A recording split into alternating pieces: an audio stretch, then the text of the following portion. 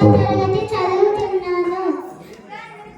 భగవద్గీతలోని సాంఖ్యయోగంలోని 3వ శ్లోకం క్లైబ్యం మాస్మకముపార్థ నైతత్రయ్యుపపద్యతే శూద్రం హృదయదౌర్బల్యం తత్వోత్తిష్ట పరంతప.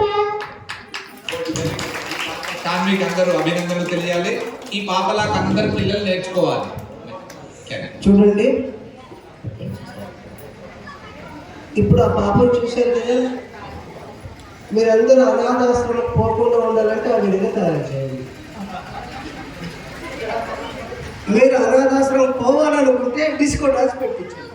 మీరు అనాథాశ్రమం పోవాలనుకుంటే మాత్రం భగవద్గీత రామాయణం నేర్పడండి. మేము ఎక్కడ పోకుండా మా పిల్లల దగ్గర అందరూ సంతోషంగా ఉండాలంటే రామాయణం, భాగవతం, భగవద్గీత మీరు ఆటలు మార్చే పిల్లలు తయారు చేయండి. మీరు ఎక్కడికి పంపినందుకు సుఖంగా ఉంటారు. ఆ పాపాన్ని అభినందిస్తూ ఈ 105వ శ్రీ రామకోటి జ్ఞానయజ్ఞ కార్యక్రమాన్ని